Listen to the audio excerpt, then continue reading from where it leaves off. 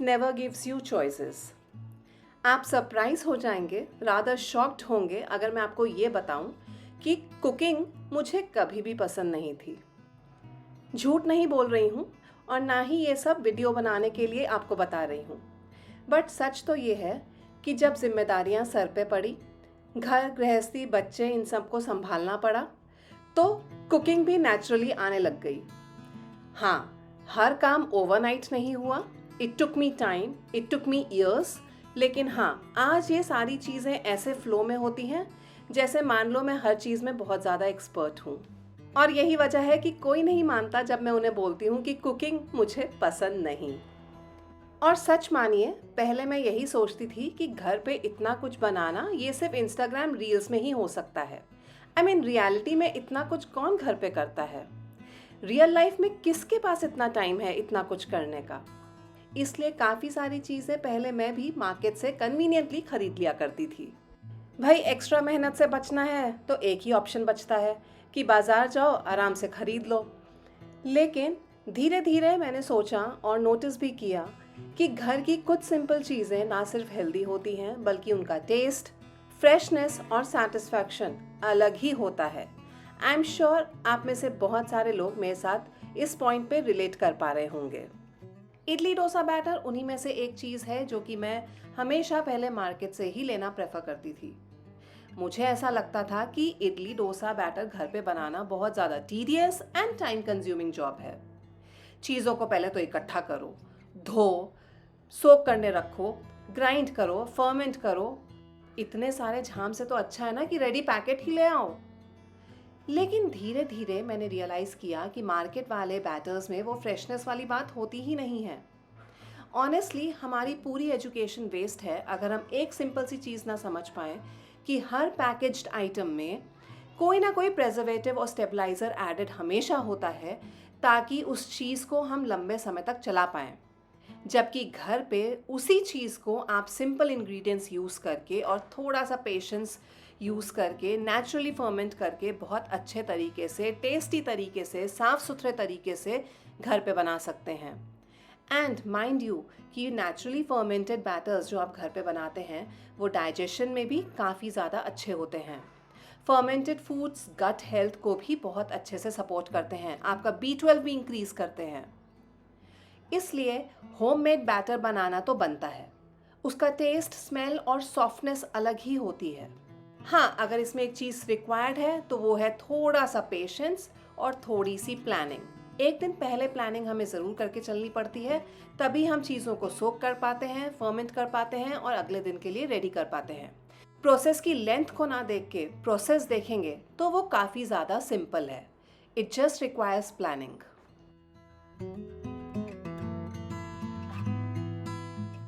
Homemade paneer दूसरी चीज़ है जो मुझे लगता था कि मार्केट से ख़रीदना सबसे ज़्यादा आसान है। जो चीज़ ईज़िली अवेलेबल है उसको क्यों ना लिया जाए। लेकिन होममेड पनीर उनमें से एक चीज़ है जिनका डिफरेंस आप पहली बाइट में ही बता सकते हैं। घर का बना हुआ पनीर बहुत ज़्यादा सॉफ्ट होता है और अच्छा बनता है। दूध हम जब फाड़ते हैं घर पे विनेगर यूज़ करके या लेमन जूस यूज़ करके, तो उसकी पनीर भुर्जी तो आप सबने बहुत आराम से बनाई होगी कभी ना कभी घर पे। लेकिन पनीर को आप बहुत आसानी से एक ब्लॉक के फॉर्म में सेट कर सकते हैं, ठीक उस तरीके से जिस तरीके से वो मार्केट में मिलता है। एंड माइंड यू, इसके लिए आपको किसी मोल्ड की ज़रूरत नहीं है। I know paneer making mould markets में अवेलेबल हैं और बहुत ईजिली अवेलेबल हैं, लेकिन पनीर को बहुत अच्छे से ब्लॉक में बहुत ईजिली घर पे सेट किया जा सकता है। मैंने यहाँ पे 2 litre full fat buffalo milk, vinegar और पानी को डाइल्यूट करके इक्वल क्वांटिटी में यहाँ पे कर्डल कर लिया है और पनीर बना लिया है। तुरंत ही इसको पानी से भी धो दिया है ताकि एक इसका कुकिंग प्रोसेस स्टॉप हो जाए, और दूसरा कोई भी अगर विनेगर या लेमन जूस का हल्का सा आफ्टर टेस्ट रह गया होगा तो वो भी धोने से निकल जाता है।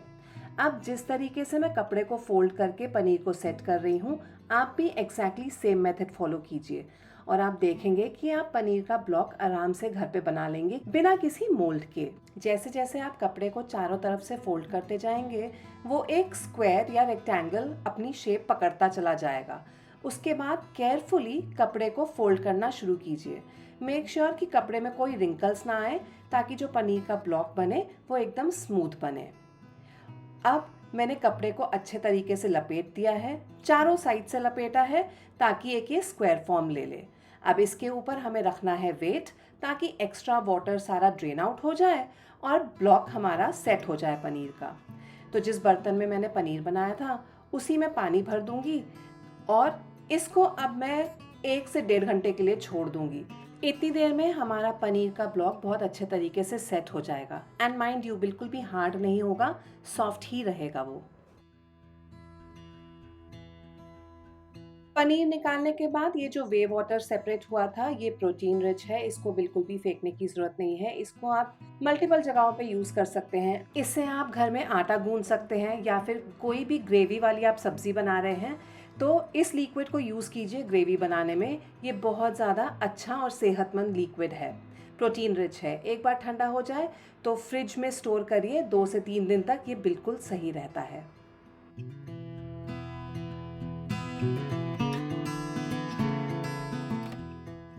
एक 1.5 घंटे बाद मैं आपको यहाँ पे पनीर दिखा देती हूँ कि कितने अच्छे तरीके से फर्मली सेट हो गया है, yet it is very very soft. Market वाला पनीर जो हम खरीदते हैं वो बहुत बार रबरी निकलता है, ज़्यादा हार्ड होता है और कई बार तो हमें पता भी नहीं चलता, लेकिन पुराना होता है, फ्रेश नहीं होता है। जबकि घर पे बनाया हुआ दूध और विनेगर या लेमन जूस के साथ पनीर बिना प्रेजर्वेटिव के, बिना किसी अननेसेसरी एडिटिव्स के, होममेड फ्रेश पनीर बहुत ज़्यादा टेस्टी, फ्रेश और सॉफ्ट बनता है। और ऐसा भी नहीं है कि इसे घर पे बनाना बहुत ज़्यादा मेहनत का काम है, या हमें कोई स्पेशल मोल्ड चाहिए या एक्स्ट्रा कोई मशीनरी चाहिए इसे बनाने के लिए। बिल्कुल भी नहीं। नमक वाले पानी में इसे स्टोर करके रखिए, 7 दिन तक भी ये फ्रिज में खराब नहीं होता है। तो आई फील पनीर को घर पे बनाना is totally worth the effort.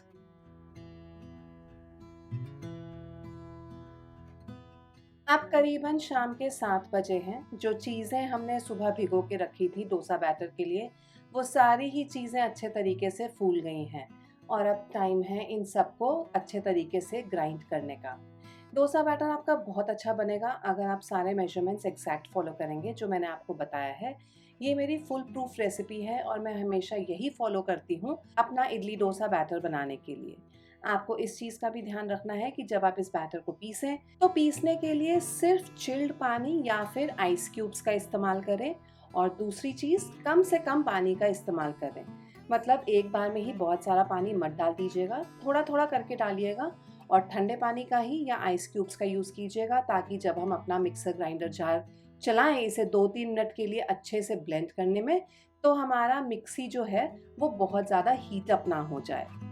थोड़े थोड़े करके बैचेस में ही हम इस पूरे बैटर को ग्राइंड करेंगे, और हर बैच जो आप ग्राइंड करेंगे हर बार आप मिक्सी को 2 से 3 मिनट ज़रूर चलाएंगे, ताकि आपका बैटर बहुत ज़्यादा स्मूथली ब्लेंड होए। मैंने कहा था ना, प्रोसेस सिर्फ थोड़ा सा लंबा है लेकिन डिफ़िकल्ट नहीं। आप एग्जैक्ट मेजरमेंट्स फॉलो कीजिए और जो ट्रिक्स मैं बता रही हूँ वो फॉलो कीजिए। हर बार आपका इडली डोसा बैटर एकदम परफेक्ट घर पे बनेगा और आप नेक्स्ट टाइम खुद ही इसे बाहर से नहीं खरीदेंगे। पूरा बैटर जब अच्छे से पिस जाए तो इसे 3 से 4 मिनट तक अच्छे से फेंट लीजिए। अगर आप हाथों से फेंटते हैं तो और भी अच्छा है, लेकिन फेंट ज़रूर लीजिएगा और उसके बाद इसे ढक के छोड़ दीजिए undisturbed for the next 8 to 10 hours. गर्मियों में इतना टाइम बहुत है, सर्दियों में 12 से 14 घंटे भी लग जाते हैं पूरा फर्मेंट होने में।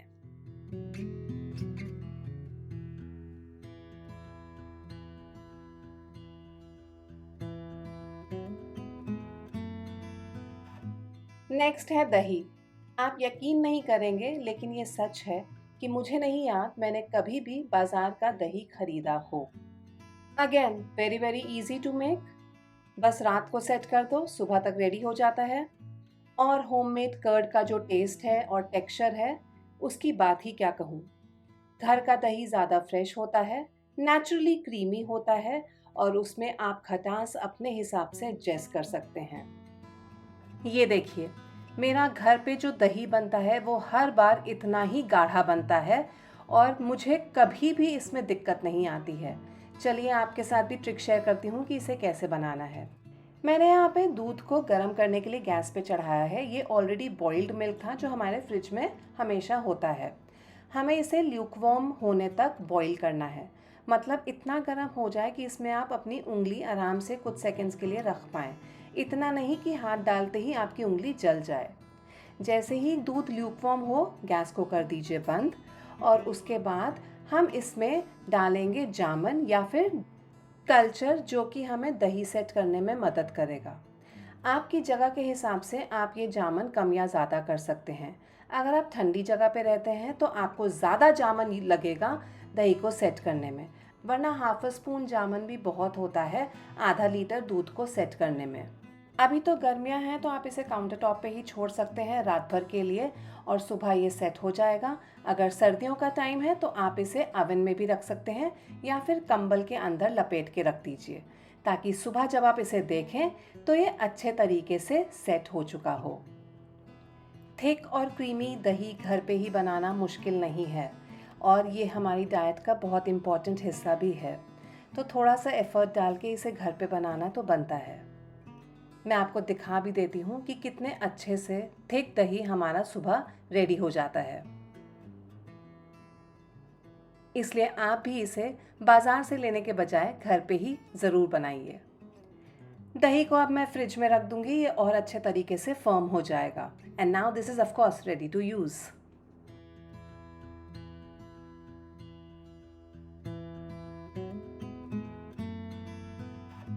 और अब मैं करने जा रही थी ब्रेकफास्ट की तैयारी, क्योंकि जब इडली डोसा बैटर रेडी होता है तो ज़्यादा कुछ सोचना नहीं पड़ता अगले दिन।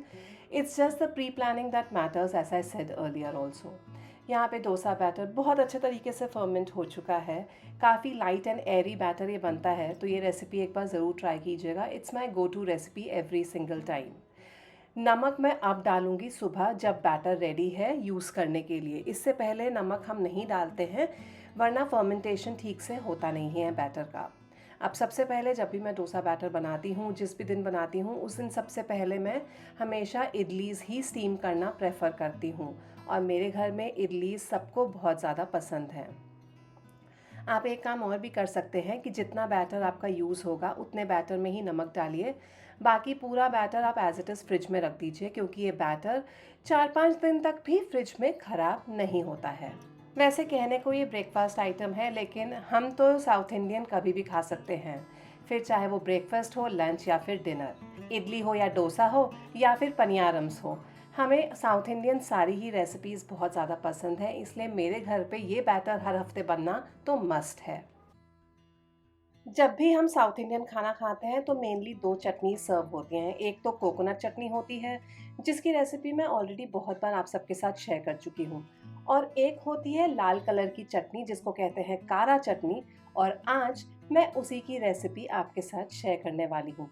इसको भी बहुत सिंपल तरीके से हम घर पे और बहुत आसानी से बना सकते हैं और खाने में तो ये मज़ेदार होती ही है। इनफैक्ट हमारे घर में सिर्फ बच्चों को ही सांभर लगता है, लेकिन अगर ये वाली कारा चटनी अवेलेबल हो तो मैं और मेरे हस्बैंड इडली इस चटनी के साथ ही कंफर्टेबली और बहुत मज़े से खाते हैं। हमें सांभर की भी ज़रूरत नहीं पड़ती है, ये चटनी इतनी ज़्यादा टेस्टी होती है। इसे बनाने के लिए भी बहुत कम इंग्रेडिएंट्स लगेंगे। तो सबसे पहले मैं तेल गरम कर रही हूँ पैन के अंदर। तेल गरम हो जाने पे हम इसमें डालेंगे थोड़ी सी चना दाल और उड़द दाल और 2 काश्मीरी लाल मिर्चें। काश्मीरी लाल मिर्चें डाल रही हूँ ताकि वो परफेक्ट लाल कलर चटनी का आ पाए।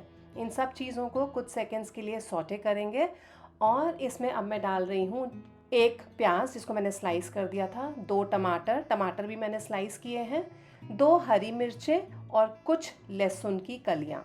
सब चीज़ों को स्लाइस ही किया है क्योंकि अल्टीमेटली हमें इन चीज़ों को ग्राइंड करना है, तो आप मोटा मोटा काट के भी ले सकते हैं। इन सब चीज़ों को हम अच्छे से मिक्स करेंगे और इसमें मैं डाल रही हूँ नमक, और कोई स्पाइस इसमें नहीं जाएगा। अब इन सब चीज़ों को अच्छे से पकने देते हैं ताकि लहसुन का रॉ फ्लेवर चला जाए और बाकी सारी चीज़ें भी अच्छे से गल के रेडी हो जाएं।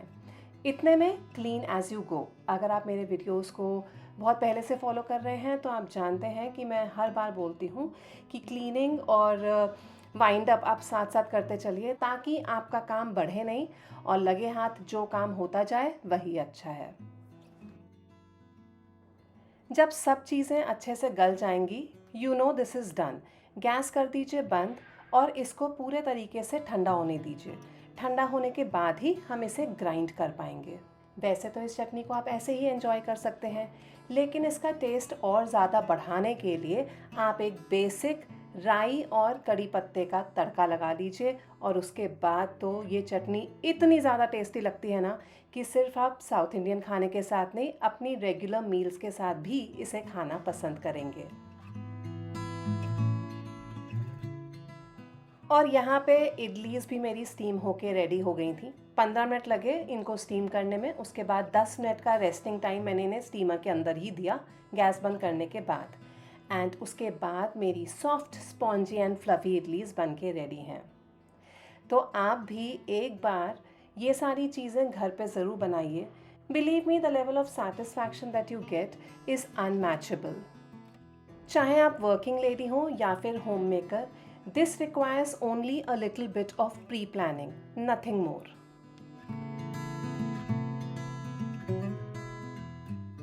नेक्स्ट चीज़ जो मैंने मार्केट से ख़रीदना बंद कर दिया है और मैं घर पे ही प्रेफर करती हूँ इज़ नथिंग न्यू। ये वो चीज़ है जो हर एक के घर में कंपल्सरीली रोज़ यूज़ होती ही है।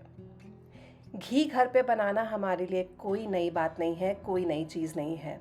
ये हम अपनी दादी नानी के टाइम से देखते आ रहे हैं। हाँ, बस डिफरेंस ये है कि हम हैं नेक्स्ट जनरेशन, इसलिए चीज़ों को बनाने के बजाय हमारे लिए उनको ऑर्डर करके 10 मिनट में घर पे डिलीवर करना is like a piece of cake.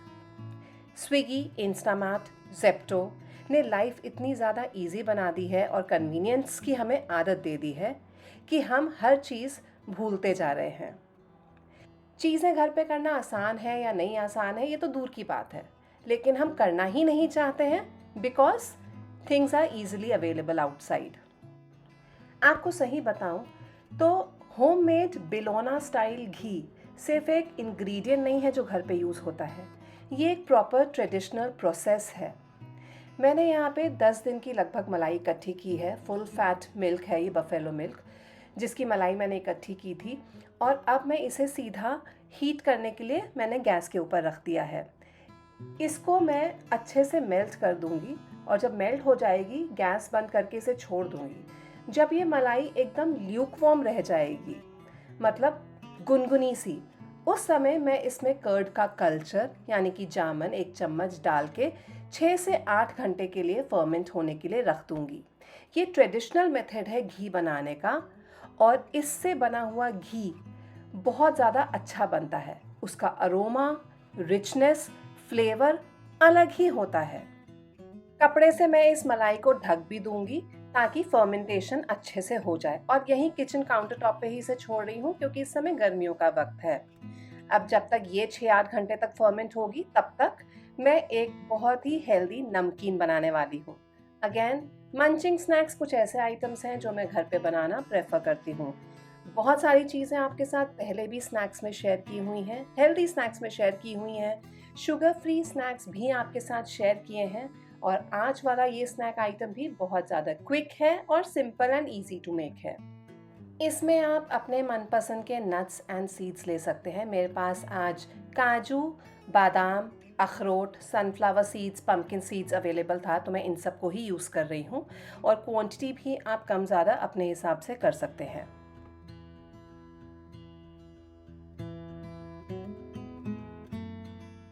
Seeds को तो नहीं, लेकिन जो ड्राई फ्रूट्स मैं यूज़ कर रही हूँ, काजू, बादाम, अखरोट, इनको मैं थोड़ा सा चॉप करके ले लूँगी। वैसे आप चाहें तो इन्हें होल भी रख सकते हैं, अप टू यू।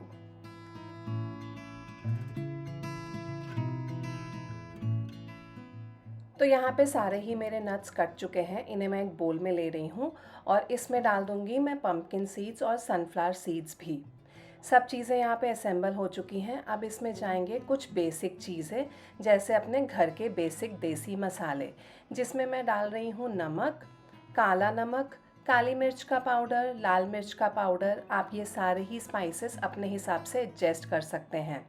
साथ ही में मैं 1 चम्मच ऑयल भी डाल रही हूँ और 1 चम्मच शहद। ऑयल इसलिए ताकि सारे मसाले आपस में एक दूसरे को अच्छे से कोट कर लें। आप ऑयल की जगह घी भी डाल सकते हैं और शहद इसलिए ताकि सारे फ्लेवर्स बैलेंस्ड रहें। ये एक मंचिंग स्नैक है, तो इसको मैंने बहुत ज़्यादा स्पाइसी नहीं बनाया है, ना ही इतनी ज़्यादा शहद ऐड की है कि ये मीठा हो जाए।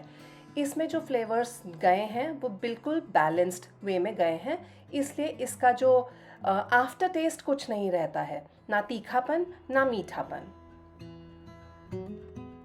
आप चाहें तो इसे पैन फ्राई भी कर सकते हैं, हालांकि मैं प्रेफर करती हूँ इसे बेक करना। तो आप ओटीजी में या फिर अवन में अपने कन्वेक्शन मोड पे या फिर एयर फ्रायर में भी इसे बेक कर सकते हैं। मैं ओटीजी में इसे 140 या 150 डिग्री टेम्परेचर पे बेक करूँगी फॉर रफली 20 to 25 मिनट्स, या तब तक जब तक कि इनमें अच्छा क्रंच ना आ जाए। And again yes, clean as you go. जब तक मेरा ये मंचिंग स्नैक रेडी होगा तब तक मेरी चीज़ें भी वाइंड अप हो जाएगी और मैं कुछ और काम भी निपटा लूँगी।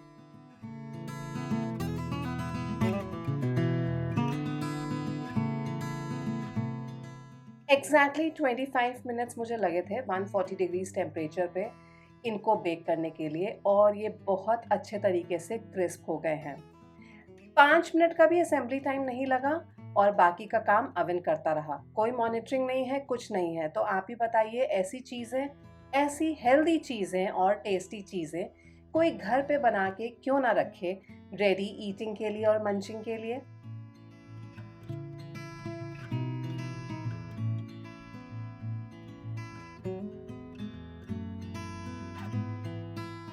It's almost lunch time now, और ये गाढ़ा गाढ़ा दही जो हमने बनाया था फ्रिज में रखने के बाद और भी अच्छे तरीके से सेट हो गया है।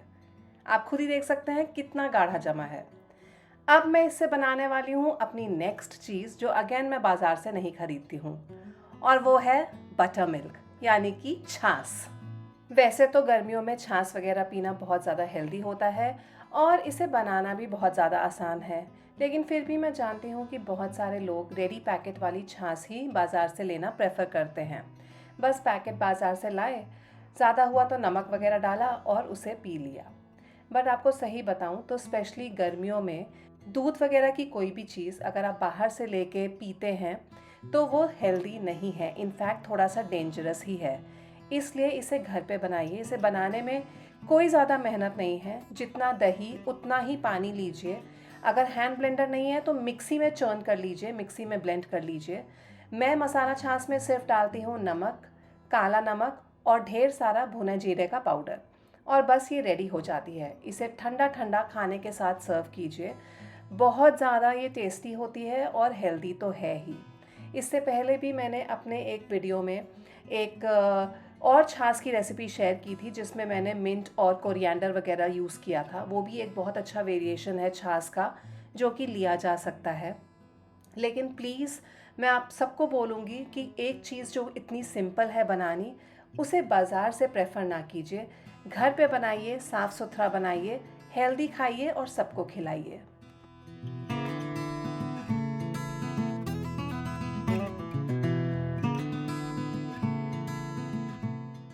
अब रफली शाम का वक्त है। 7 घंटे के बाद ये जो मलाई थी वो अच्छे से फर्मेंट हो चुकी है। वक्त है अब इसे चर्न करने का, यानी कि मथने का। वैसे तो ट्रेडिशनली ये काम मिट्टी के बर्तन में होता है और हाथ की मदानी यूज़ की जाती है इसको करने के लिए, लेकिन आजकल उतना ना टाइम है किसी के पास और ना ही पेशेंस। इसलिए आप स्टैंड मिक्सर या फिर मेरी तरीके से इस तरीके से हैंड ब्लेंडर यूज़ कर सकते हैं इस मलाई को फर्दर चर्न करने के लिए। बस उसके बाद क्या है, चुटकियों का काम है और फटाफट से ये मलाई फर्दर चर्न होके बटर इसमें से सेपरेट हो जाता है और बटर मिल्क हमें अलग मिल जाता है। ये जो सफ़ेद मक्खन हमें मिला है ना, ये बहुत ज़्यादा टेस्टी होता है। बटर सेपरेट हो जाने के बाद इसमें हम डालेंगे एकदम चिल्ड पानी। बर्फ़ वाला पानी भी आप डाल सकते हैं। ये स्टेप पहले मुझे बहुत रैंडम लगता था, बट एक्चुअली इसके पीछे भी एक प्रॉपर रीज़न होता है। ठंडे पानी से मक्खन और अच्छे तरीके से टाइट हो जाता है, इसलिए हम इसे ईजिली कलेक्ट कर पाते हैं, और जो एक्स्ट्रा बटर मिल्क होता है ना, वो भी ठीक से वॉश हो जाता है।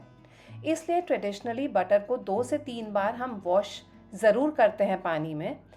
क्लीन बटर होगा तो वो बेटर टेस्ट करेगा, उसकी शेल्फ लाइफ भी बेटर होगी, उसमें से किसी तरीके की स्मेल नहीं आएगी और क्लीन घी इससे हमें मिलता है। थोड़ा सा बटर मैं फ्रिज में रखूँगी स्टोर करके, क्योंकि ये पराठों के ऊपर या टोस्ट के ऊपर लगा के खाने में बहुत ज़्यादा टेस्टी लगता है और ये ख़राब भी नहीं होता है। फ्रिज में आप आराम से इसे 7 दिन तक भी रख सकते हैं। अब जो बचा हुआ बटर है उसे मैं सबसे पहले घी बनने के लिए गैस के ऊपर चढ़ा दूँगी। अब इससे घी बहुत फटाफट निकलेगा। और ये जो बटर मिल्क सेपरेट हुआ था इसको मैं एक जार में भर के फ्रिज में रख दूँगी। 2 से 3 दिन तक भी ये फ्रिज में सही रहता है। इससे आप काफ़ी सारी चीज़ें बना सकते हैं। इससे आप आटा भी गूँथ सकते हैं, इससे आप कढ़ी बना सकते हैं, इससे आप छाछ बना सकते हैं। पॉसिबिलिटीज़ आर एंडलेस, लेकिन ये वेस्ट नहीं है, इसलिए इसे ज़रूर यूज़ कीजिए। और अब ये फ्रेश होममेड मक्खन धीरे धीरे घी में कन्वर्ट हो जाएगा। आप यकीन मानिए, बस थोड़ी सी ही देर में पूरे घर में इस ट्रेडिशनल घी की खुशबू फैल गई। सच कहूँ, ऐसे मोमेंट्स पे रियलाइज़ होता है कि हमारी पुरानी ट्रेडिशनल किचन प्रैक्टिसेस बहुत थॉटफुली डिज़ाइंड थी। तो यही था आज के वीडियो में, वो सिंपल सी कुछ चीज़ें जैसे कि घी, पनीर, सफ़ेद मक्खन, छाछ, हेल्दी स्नैक्स, डोसा बैटर, ये सभी चीज़ें जो हम घर पे आसानी से बना तो सकते हैं, लेकिन कई बार आलस के मारे, कई बार अपने बिज़ी रूटीन की वजह से, या फिर सही कहूँ तो सिर्फ कन्वीनियंस के लिए हम बाज़ार से ख़रीद लेते हैं। लेकिन थोड़ी सी प्री प्लानिंग और थोड़ा सा स्मार्ट वर्क, बस यही चाहिए हमें, और हम क्लीन और हेल्दी ईटिंग आराम से इन सब चीज़ों की घर पे कर सकते हैं। सबसे अच्छी बात जानते हैं क्या है? टेस्ट भी बेटर होता है, सेटिस्फैक्शन का लेवल अलग होता है, और मार्केट के अननेसेसरी एडल्ट्रेशन और प्रेजर्वेटिव्स से भी हम बचते हैं। हो सकता है आप में से बहुत सारे लोग मुझसे कन्विंस्ड ना हो और स्टिल प्रेफर करें बाज़ार से ख़रीदना। Well, that is your personal choice. जो मेरे थॉट्स थे वो मैंने आज अपने वीडियो के थ्रू आपके साथ शेयर किए। इनमें से कुछ भी ऐसे हैं जो आप भी घर पे ही बनाना प्रेफर करती हैं, तो मेरे साथ नीचे ज़रूर शेयर कीजिएगा, और मैं जल्दी ही अपने नेक्स्ट वीडियो में आप सबके साथ मिलूँगी। Bye bye, take care and see you soon.